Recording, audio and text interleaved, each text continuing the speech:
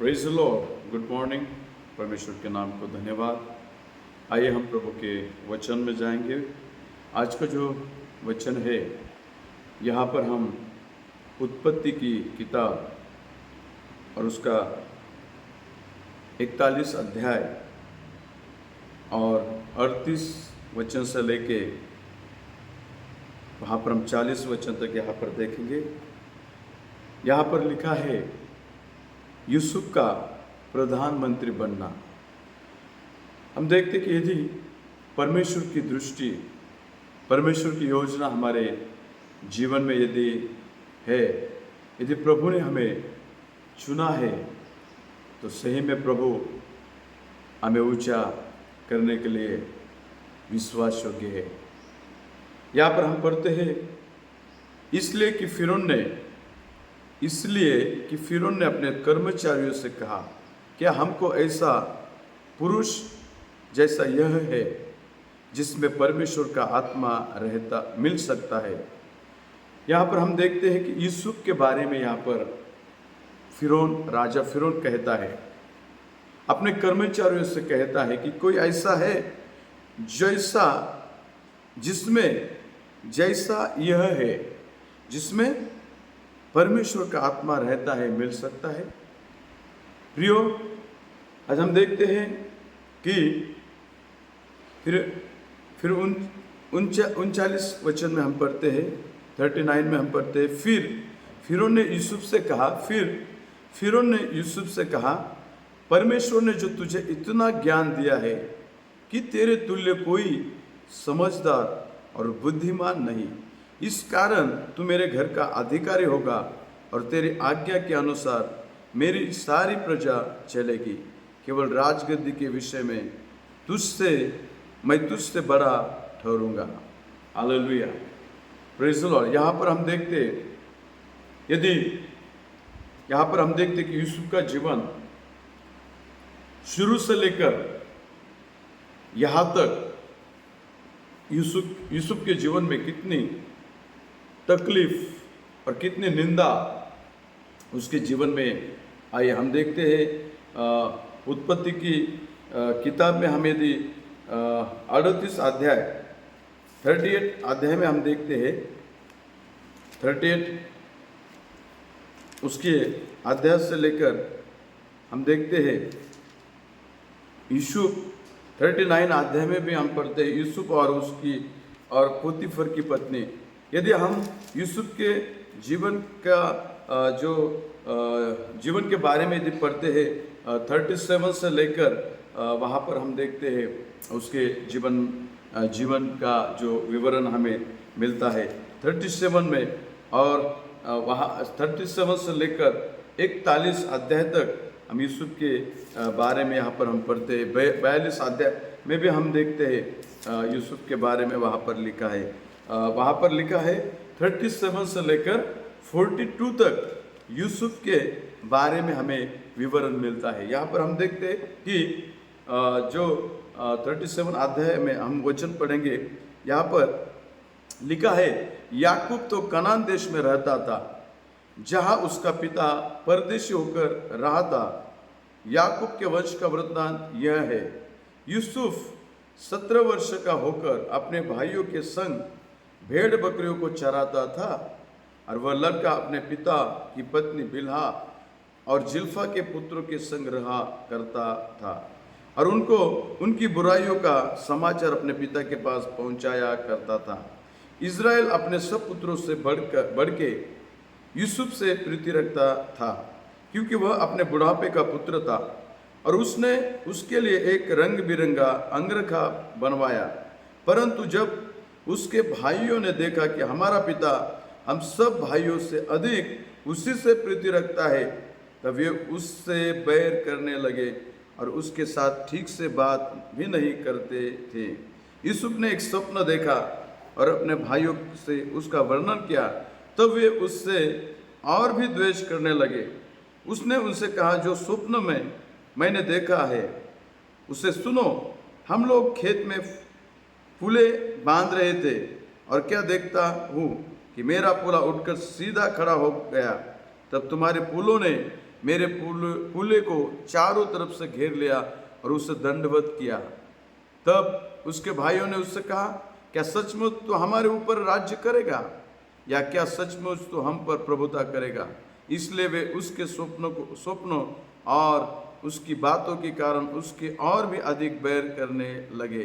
फिर उसने एक और स्वप्न देखा और अपने भाइयों से उसका भी यो वर्णन किया, सुनो, मैंने एक और स्वप्न देखा है कि सूर्य और चंद्रमा और 11 तारे मुझे दंडवत कर रहे हैं। इस स्वप्न का उसने अपने पिता और भाइयों से वर्णन किया। तब उसके पिता ने उसको डांट कर कहा, यह कैसा स्वप्न है जो तूने देखा है? क्या सचमुच मैं और तेरी माता और तेरे भाई सब जाकर तेरे आगे भूमि पर गिर के दंडवत करेंगे?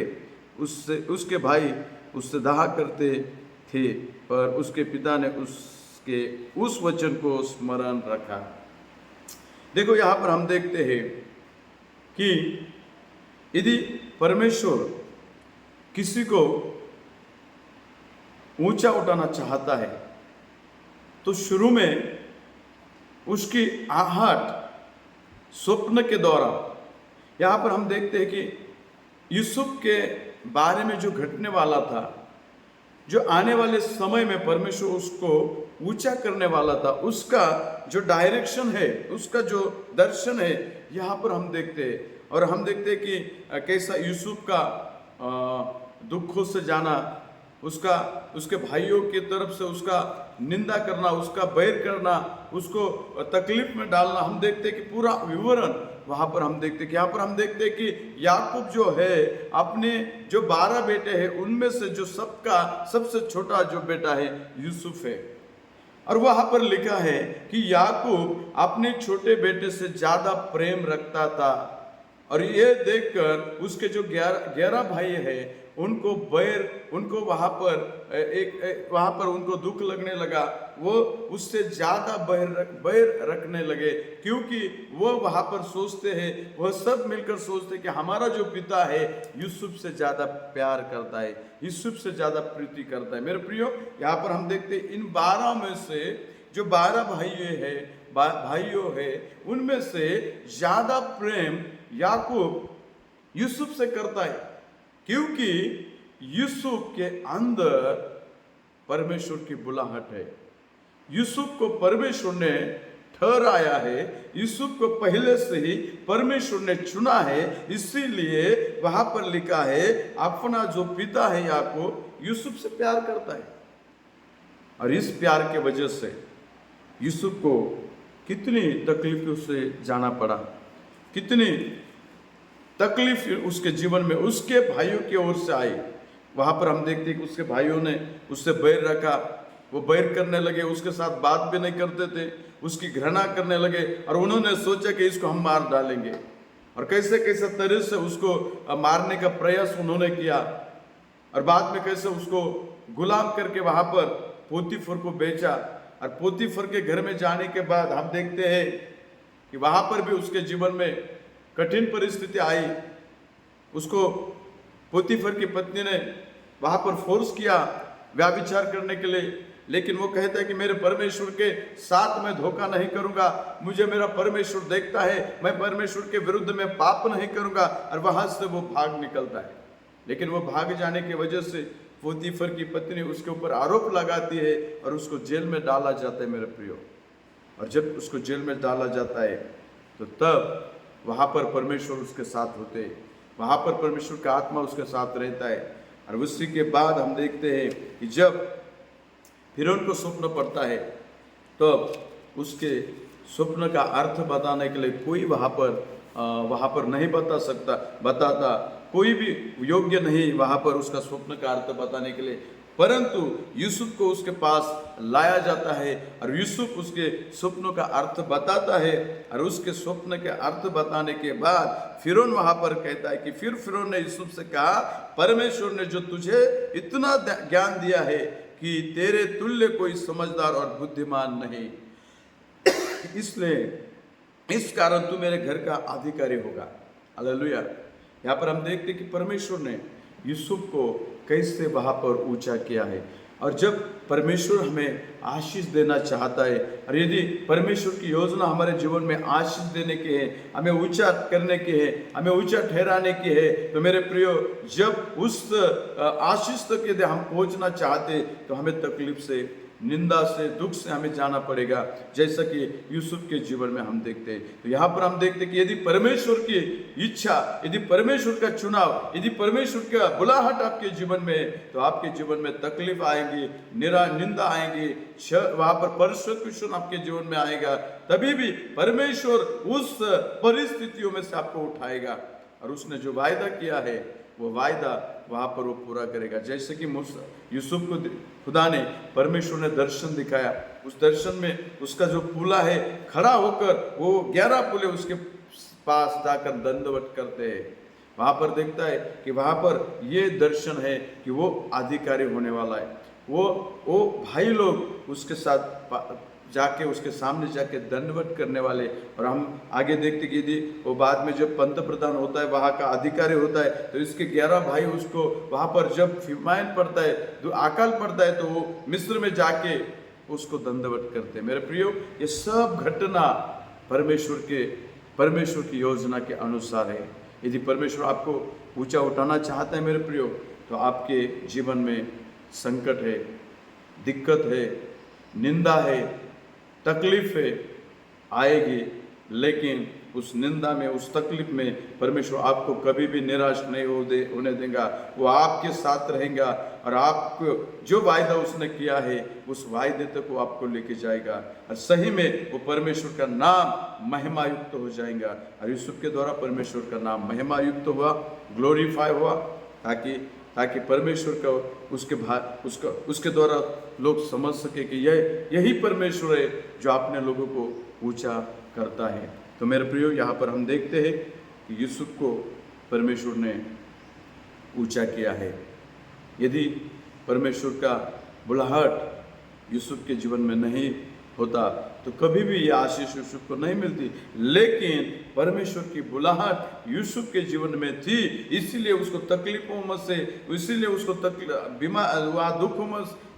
दुखों से, और वहाँ पर हम देखते कि कठिनाई से उसको जाना पड़ा, तो भी उस कठिनाई के समय में भी उसका ध्यान परमेश्वर की ओर था। मेरे प्रियो, आज का ये वचन हमें यही सिखाता है, यदि परमेश्वर ने हमें बुलाया है, यदि परमेश्वर ने हमें ठहराया है, तो हमारे जीवन में तकलीफ आना ही है, हमारे जीवन में निंदा आना ही है, लेकिन उसमें हमें डटे रहना है, क्योंकि परमेश्वर ने वायदा किया कि मैं तुझे आशीष दूंगा, मैं तुझे आशीष दूंगा, और वो आशीष परमेश्वर आपको देने के लिए योग्य है। इसलिए परमेश्वर को धन्यवाद देंगे। यीशु के जीवन से हम सीखेंगे, कितना ही बुरा समय हमारे जीवन में आने दो, कितनी कठिनाई हमारे जीवन में आने दो, हमारा जीवन प्रार्थना का, हमारा जीवन वचन का, हमारा ध्यान प्रभु की ओर रहना चाहिए, तभी उस आशीष की ओर हम जा सकेंगे और परमेश्वर को हम धन्यवाद देंगे। आइए इस वचन के द्वारा प्रभु आपको आशीष करे। आमीन।